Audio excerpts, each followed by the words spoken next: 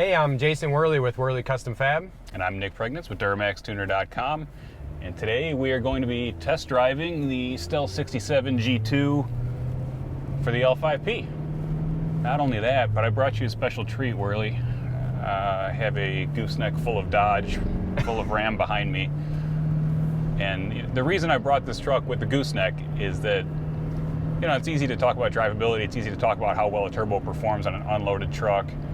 And kind of, you know, work your way through it, but this thing's fully loaded, man. We got the weight. So yeah. No, this is a perfect test for your everyday user of this turbocharger. Towing, whether it be in the mountains, cross country, or your weekend warrior, towing a boat, towing a camper, whatever it may be. Yeah. Yeah, we wanted to build a turbocharger that made, you know, that allowed a lot more airflow in the system, so 650 plus, you know, basically we want a turbocharger that wasn't going to limit us, right? So a big turbine, 77 by 72 turbine, big vane pack in that thing. You know, we've seen that in the other videos. Of course, the 67 millimeter compressor wheel. And the question most of our customers have for us isn't, does it make power? Because, well, we've shown that it can make power. No doubt. It's how does it drive? Yeah, for sure. And I just want to touch again on the importance of the larger vane pack, because that's, you know, it's a proprietary thing that you guys have spent, you know, the last several years working on and designing and developing, and through several iterations have gotten to where you are now with a, you know, excellent driving setup that still spools up and drives, you know, very similar to a factory turbocharger with way more exhaust flow. Yeah, for sure. A lot more exhaust flow, a lot more compressor flow. I mean, we're talking 63 pounds per minute on a stock compressor. We've seen over 80 pounds per minute on this compressor wheel. So, you know, there's no doubt the thing can move air. You know, a lot of our time wasn't spent on that big power number. It was spent on mitigating surge. So does the turbocharger surge when you're lugging it, right? We don't want that. Does it do anything else that we don't really appreciate or that's going to decrease its life expectancy? So does it respond when you're pushing the throttle? Because of course when you got a load behind it, it's important that the truck get out of its own way off the line. And you know, we want you to have confidence in the product. We want you to be able to rely on it for using the truck what you bought it for, not just for making more power and having fun on the street, right? For sure. And you know, it's funny you mentioned that the big power number isn't always the number one goal. A lot of people get caught up on, you know, how much power will it support, how much will it make, and you know, you always want to know, you know, what it might be able to support, but what's more important is where you spend 95% of your time driving, which is the lower power levels and the mid-range throttle response, and those curves, you know, between 300 horse and say 550 horse, you know, that's where you spend the most of your time, and that's where you really want the charger to perform its best. And still not sacrifice that peak power level, but it's more important that it drives nice and is smooth. And obviously the surging is one valid point you bring up, because it's a common issue on these factory turbochargers, and sometimes the larger tires and lifted trucks can even make it more of an issue, because you've changed the gearing output of the vehicle and at what RPM the truck might be cruising at. You know, the factory compressor wheel, you know, it's got a nice big wide map, but when it gets to the bottom of that compressor map, it is on the edge of, if not already, surging. Yeah, we've seen that on yours, right? With the intake elbow, that special design you guys had to put in the intake elbow to keep it from surging. So I mean, it's no secret these trucks have low shift points from the factory. You know, they're meant to lug, they're meant to make a bunch of torque, and as a result, they run them close to the surge line. So that's a big challenge, and you're going to see that guys come out with 6-blade versions of this, or come out with those high flow compressor, you know, the cutting edge, whatever the newest compressor design of the day is. Well, you got to take into account that surge issue too, and that 11-blade design that we went with really does a nice job with that. For sure, yeah, and you're 100% right, Nick, because you know, everyone again is caught up on that peak power number, and you know, someday somebody might have a better compressor wheel, but it might be a complete bear to drive, tugging a hill or pulling a trailer, because it's in that low RPM range where it's just surging on you, and the truck is lurching and hopping because it's falling off the compressor map. Yeah, because it's not happy. Exactly. Cool. Well, I have this truck outfitted with a few gauges, some stuff that we use to test drivability, to test how happy the truck is. So I have an air-fuel ratio gauge in the truck. I have DOC pressure gauge in the truck, which is the pressure behind the exhaust outlet. So a lot of people think, hey, the DPF's the biggest restriction in the system. Well, we want to test that. We want to see where the pressure drops across which canister. So we put a pressure gauge across the DOC also. And then I have turbine pressure, so we can see, you know, what's the drive pressure versus boost pressure. We can get an idea of how happy the nozzle assembly is, how happy the turbine is. It's really no secret. The turbine, it should come as no surprise. The turbine performance is really strong. The interesting point on this turbo that I wanted to mention is that as we push this thing, as we get past that 600 number, we really start to see pressure in the DOC mount. And more so even than the DPF. So you might see 4 or 5 psi across the DPF, but we're seeing DOC pressures approaching 15 psi. Wow. So 10 of those, 10 of those psi in that gauge is from the DOC, not the DPF. Not the DPF, so yeah. It really helps us to tune in. Like, okay, where's the next point that we can? Where's the next limiting factor where we might need to start doing some research? Yeah, on exactly. some higher flowing parts potentially. Exactly. Yep. High flow DOC. High flow DOC, or working around that situation there. So, well, I'm going to pull this thing over and get you situated, and just let you put a few miles on it, and give me your thoughts. Sure, sounds good. All right.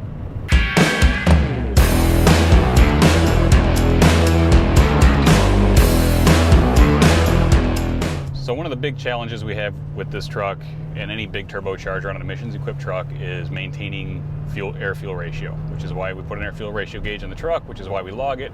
We want to make sure that we maintain our factory lambda control, our factory air-fuel ratios, and anybody who's run a big turbo on a diesel truck knows that they appreciate a little extra fuel to get them moving.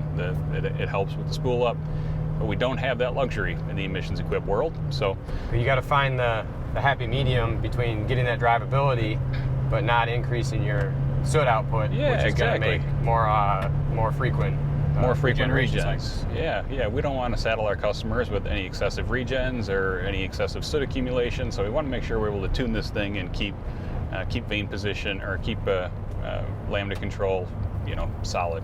So what you're driving is the same lambda control as the factory truck uses. So we are trying to maintain the same air-fuel ratio limits as the factory truck. Which means you're going to have the likeliest chance of not increasing your regen intervals and running the same or even potentially better than factory regeneration, because you've got the additional airflow turbocharger wise, but you're not increasing fuel to get it up and moving. Absolutely. So if the turbo behaves like we hope, right, we get the thing, it gets moving out of the hole, it performs as well as the factory turbo out of the hole with the factory air-fuel ratios, and then up top we got that big compressor wheel, big turbine, and we can move more air than the factory turbocharger, which means we can burn more fuel and still maintain that air-fuel ratio in the right spot, which is the whole reason that we go through and do this, do these stealth turbos. And of course, you didn't get that right off on the first batch.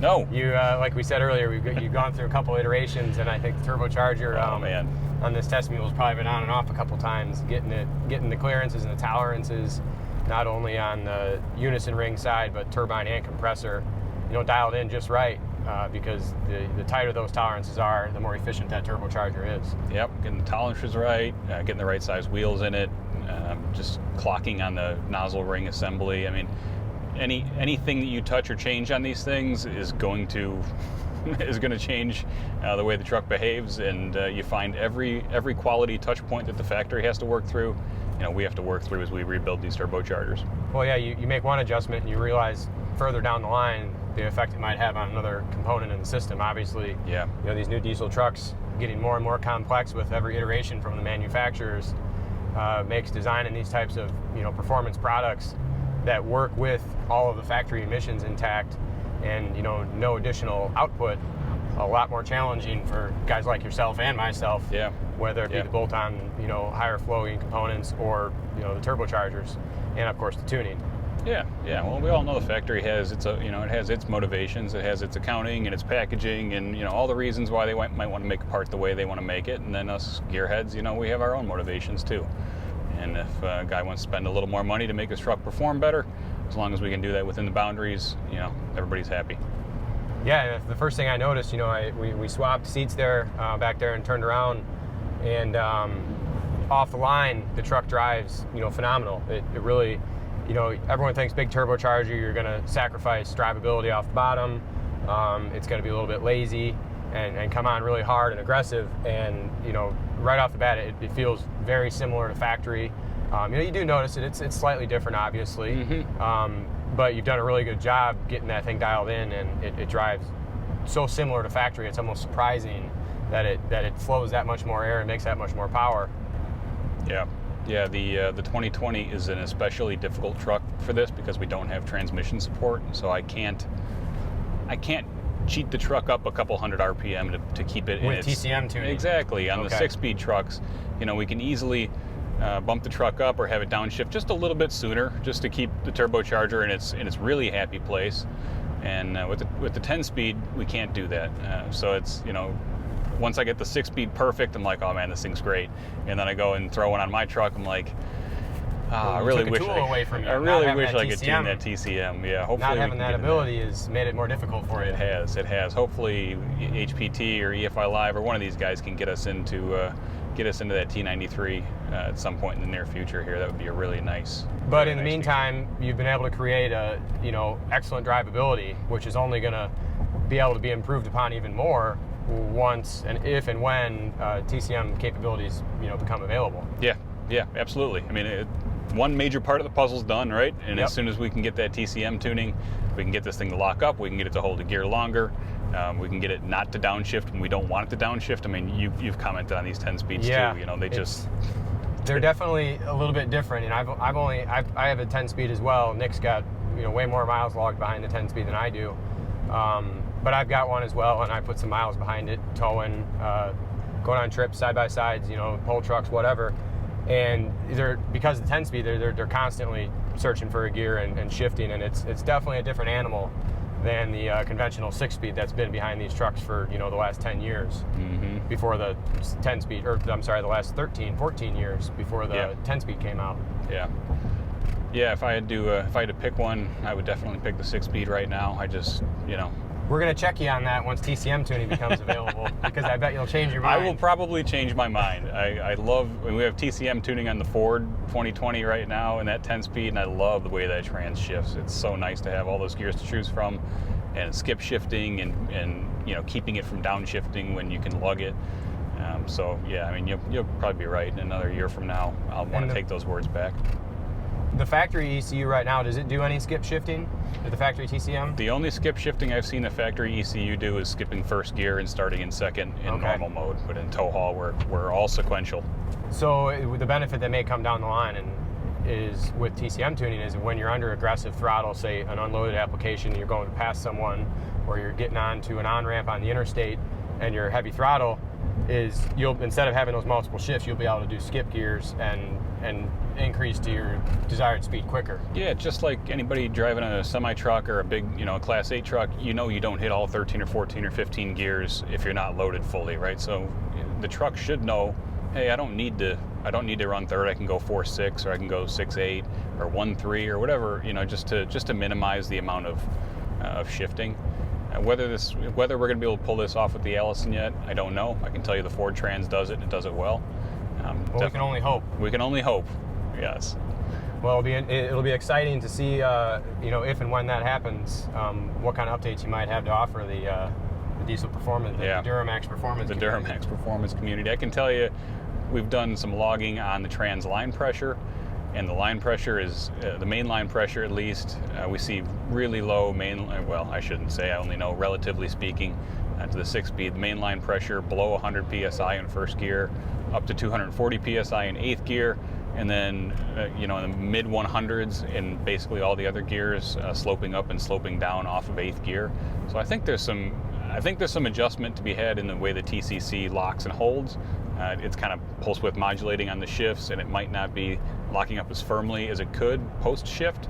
So there's a lot of slippage time that goes into, you know, goes into the shifts currently, and when you have 9 shifts, it's it amounts to a lot of time. You're working with what you've got, and I will say, I mean, it's a very nice turbo to drive. You know, you could probably put some people in this seat and not even tell them it was an upgraded turbo, and aside from the additional horsepower, they probably might not even notice the difference. I would say it's that similar to factory. with a long list of benefits. Yeah. And another thing we didn't touch on, which is a great feature, is you're building these turbochargers from a brand new GM unit. This isn't a remanufactured, this isn't a semi-year core, so we can rebuild it, and you might end up with a core from some guy that had 200,000 miles. You're starting with a brand new factory GM unit, so you're getting a brand new turbocharger. It doesn't get much better than that. Yeah, and the start of this program, we wanted to make sure that we started with all fresh units, that we really eliminated any possible source of chaos in this situation. We've had really good luck on the first 40 or 50 units that have gone out. A lot of happy customers. Sure, the turbos cost us more up front, and they're definitely more expensive on the spectrum to the customers, but the performance is there, the durability is there, and it's a solid piece. Yeah, I'm really excited to be a part of helping test and give you feedback on these chargers, and we've sold quite a few already as well, and have had nothing but positive feedback on them. So we're excited to get even more units out there and hear back from more customers. Good deal. All right. Well, I'm Nick Priegnitz with Duramaxtuner. I'm Jason Wehrli with Wehrli Custom Fab. I appreciate your time. We'll catch you on the next one. See you guys.